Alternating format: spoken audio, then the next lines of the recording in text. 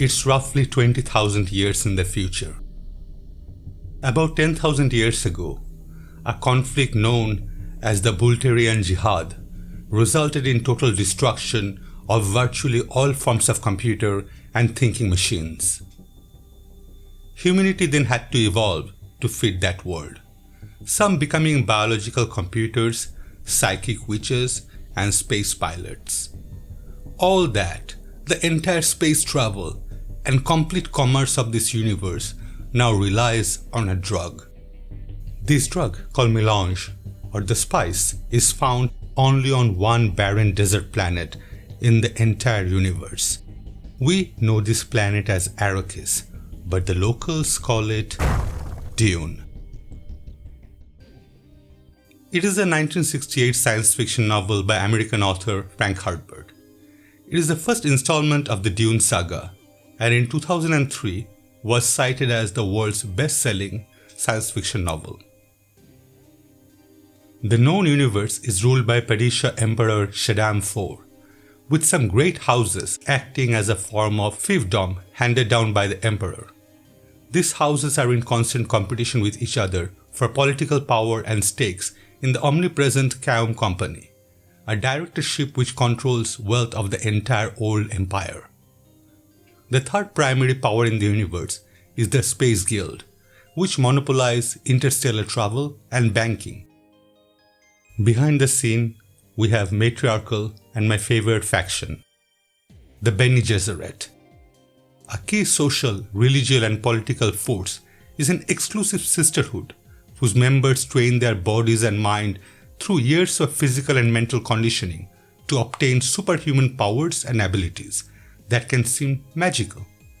In 1965's Dune, Lady Jessica's daughter Alia is quoted via an epigraph.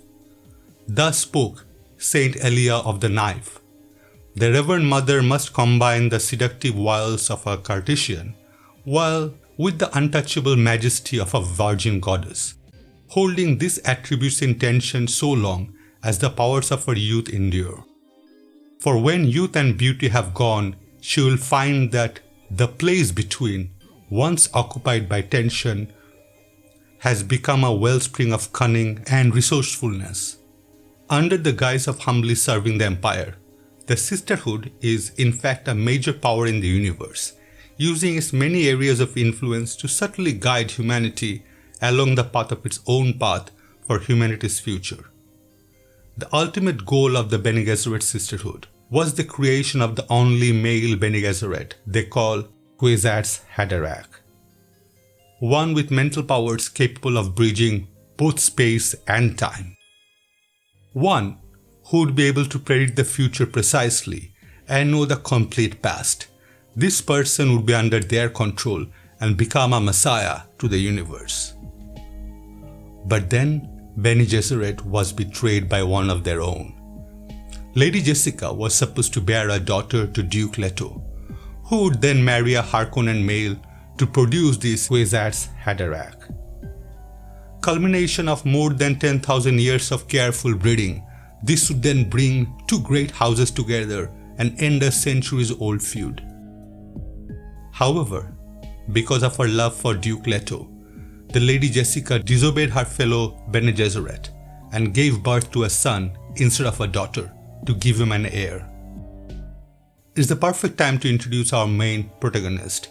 I present to you Paul from the noble house of Atreides. Our saga starts at planet Caladan, where House Atreides is getting ready to move to Arrakis, as ordered by the Emperor to harvest spice. Once we're in Arrakis, we get introduced to the local called Fremen, overlooked by the rest of the Imperium and considered backward savages. In reality, they are an extremely hardy people and exist in large numbers that most are unaware of. And they believe in a prophecy of a prescient son of Bene Gesserit, referred to as the Lisan al-Gaib, will become the Mahdi of the Fremen and lead them to freedom. And this prophet will change this barren planet where water would fall from the sky, something none of them have ever seen before. In the first book of this series, we see this prophecy being fulfilled, and Paul Atreides transforms into Kwisatz Haderach, or Muad'Dib, his Freeman name. I'm trying my best not to spoil the story, and thus there are many brilliant pieces that I shouldn't talk about. But I'm hoping I have given you enough details to get interested. For those who are either familiar with the book, movie, TV series, or even the games, you're wondering when I'm going to talk about the worms. Well, now.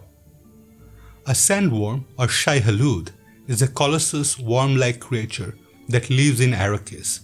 They have been observed to be 400 meters long and 40 meters in diameter. They play quite an integral part in the plot. Herbert wrote 5 sequels: Dune Messiah, Children of Dune, God Emperor of Dune, Heretics of Dune, and Chapterhouse Dune. The first novel also inspired a 1984 film adaptation, the 2000 Sci-Fi Channel, and its 2003 sequel. If you're interested in this series, I would strongly recommend to read them in chronological order, again for spoilers' sake.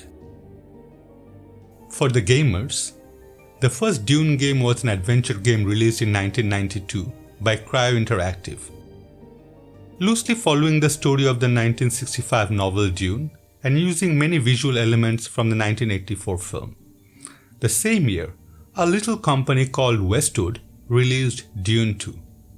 Though it was not the first real-time strategy game, it did establish many conventions of the genre that still followed today.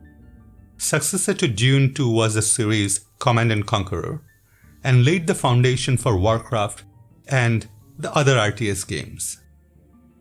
In any game I play, my character name is always Muad'Dib. Now that might give you an idea on how much I like this saga. As you might have noticed that this is quite a new channel, and during this genesis, comments and subscribe counts a lot more than usual. So if you have enjoyed this content, please drop a comment and like the video, and maybe subscribe as well. Also check out some of my other videos. Thank you. Well, what are you waiting for? Happy reading!